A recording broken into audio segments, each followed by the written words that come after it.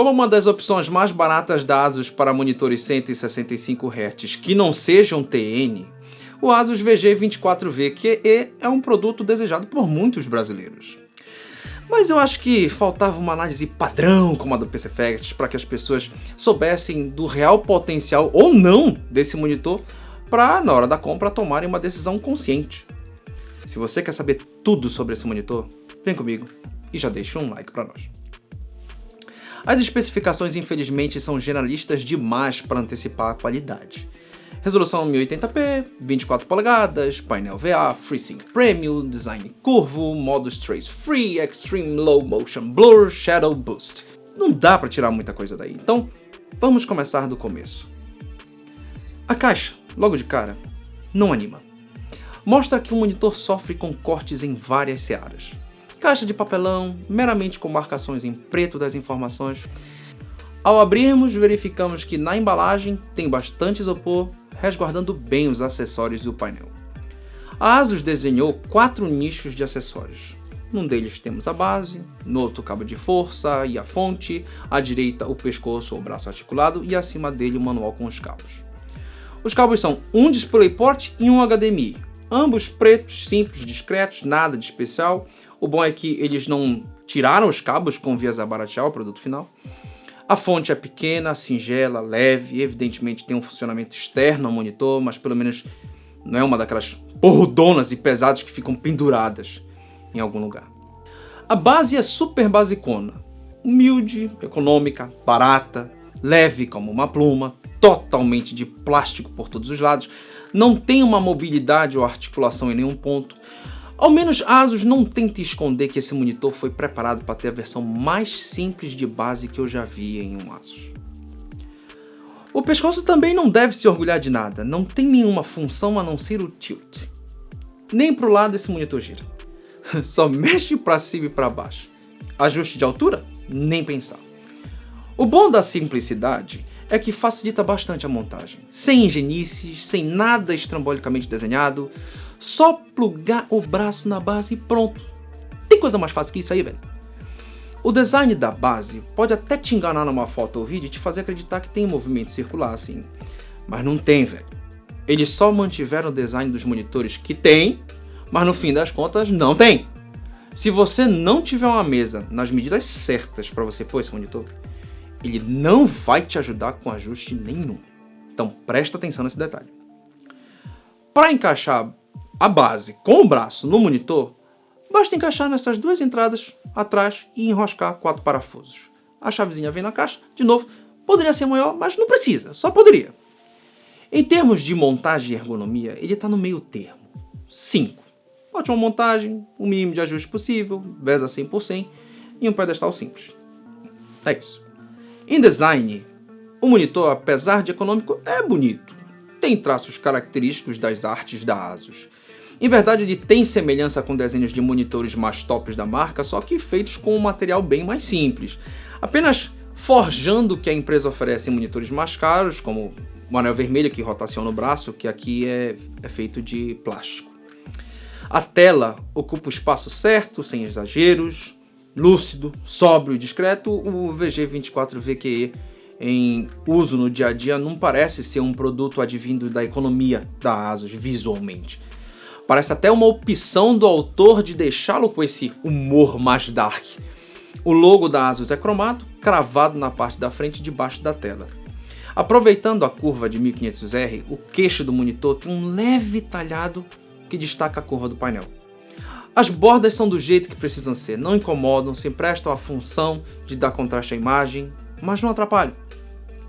Do lado esquerdo, na face de trás, o controle típico da ASUS também, que aliás, vamos combinar, deveria ser padronizado pelas empresas. Super fácil de mexer e ainda acrescenta um ar de avanço tecnológico para o monitor.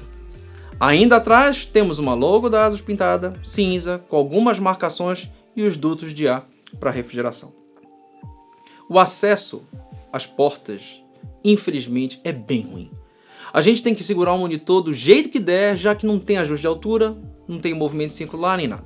Fica mais difícil plugar os cabos. No design, 5. Já na parte das cores, o monitor até que se saiu bem. o modo sRGB de fábrica já entrega algo legal. E é bem bacana ver que esse é o segundo monitor Asus que pegamos, que já vem bem próximo do ideal, mesmo sem você precisar mexer em nada. Incrivelmente, o modo cinema é o mais errado de todos, com incríveis 7,66 de discrepância. No melhor modo, o sRGB, o monitor tem excelentes azul e magenta, bons vermelho e verde, amarelo e ciano decente. O problema dele é o branco e a escala de cinzas, mas sobre isso a gente fala mais à frente. Calibradinho, o bicho entrega 2,31 de discrepância, aí o azul, ciano, magenta e branco são excelentes, com um bom amarelo e com vermelho e verde decentes. Em cores, nota 8. Falando de nitidez agora. Monitores 1080p, notadamente, terão dificuldade de oferecer nitidez comparados a displays 1440p, obviamente. Porém, entre os próprios monitores Full HD, há diferenças de nitidez. Esse Asus, eu não sei exatamente ao certo o porquê, não me pareceu tão nítido quanto outros monitores Full HD de 24 polegadas que eu experimentei. Eu imagino que pelo fato de ele ser curvo, os pixels acabem ficando um tico mais proeminentes do que deveriam. A leitura não fica comprometida. Você tem nitidez o bastante, claro, mas há monitores melhores para leitura, produção de texto, manuseio de itens mais definidos e refinados na tela com a mesma resolução. A tecnologia Vivid Pixel da Asus tenta dar uma melhorada nisso, mas acrescentar nitidez demais pode piorar a situação. No meu caso, em algumas circunstâncias, ir para o Vivid Pixel 20 melhorou, mas eu usaria normalmente o 0 mesmo. Tá? Acima de 20 já começamos inclusive a presenciar artefatos nos textos. Uma coisa que me ajudou consideravelmente na leitura com esse monitor foi subir a escala e o layout do Windows para 125%. Dessa forma as letras ficam maiores e os pixels ficam menos proeminentes. Ainda sobre nitidez, em jogos 1080p vai sofrer com serrilhados. Tá? Isso aí é inevitável. E os serrilhados eles são característicos de representações geométricas com bordas curvas, mas que por falta de maior densidade de pixels não conseguem ser devidamente representadas, as curvas ficam dentadas. Alguns jogos conseguem lidar melhor com isso, dentre os mais modernos, apesar de que alguns modernos não parecem seguir essa lógica, é o caso de Forza Horizon 5, por exemplo. O interessante é que isso não é tão somente causado pela correlação de pixels com as polegadas do monitor. Mas eu imagino que se fosse um tamanho de 27 ou 32 polegadas, ficaria ainda pior. Eu não recomendo nada acima de 24 polegadas para quem quiser adquirir monitores Full HD ainda. Tá bom? Então, em nitidez, 7,5. Com relação à uniformidade do preto, até que ela não é ruim. Vemos um leve blooming no centro, perto da cruz branca e nas bordas. Para mim, esse monitor tem iluminação de luz de fundo nos cantos, basicamente. Isso diminui algumas zonas acinzentadas, mas acaba gerando um preto longe de ser preto.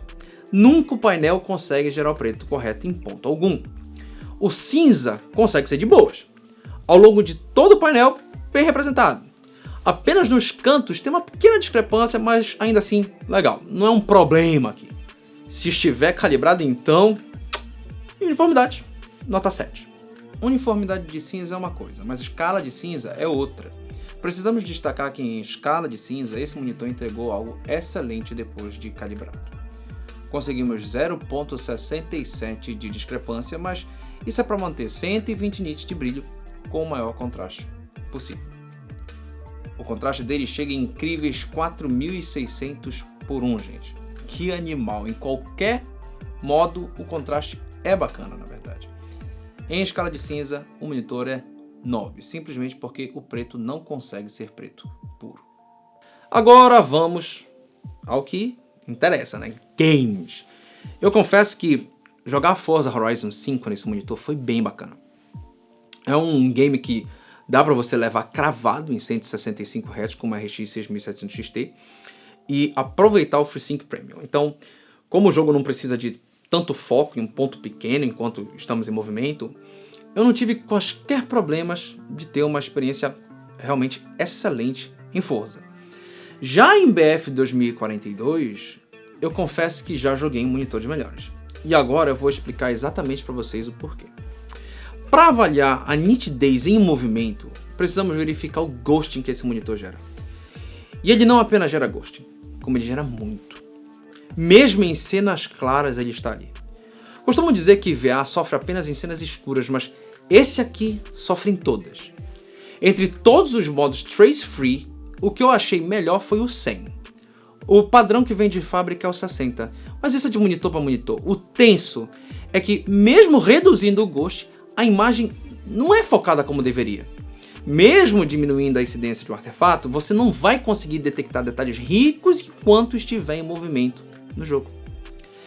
Para melhorar isso, a Asus tem o que ela chama de LMB, que nada mais é do que um backlight strobing. No caso desse monitor, o LMB melhora bastante a nitidez e movimento, mas mantém o ghost, adiciona crosstalk, que são essas imagens sobrepostas, e ainda diminui o brilho do monitor, sem esquecer que o LMB dessa versão não funciona com FreeSync. Honestamente, é trágico, bicho. E aí, voltando pro BF 2042. Pense em atirar no seu inimigo e ver essas sombras, não conseguir focar direito por falta de nitidez de movimento, e quando o coice da sua arma move a sua mira incontrolavelmente, você precisa se focar onde o inimigo está posicionado.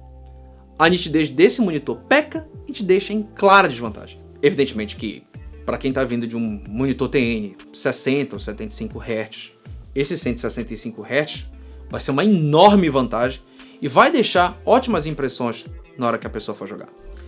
Mas, pelo mesmo preço desse aqui, o mercado tem vários produtos com painéis TN de 240 Hz que entregam uma performance para games melhores.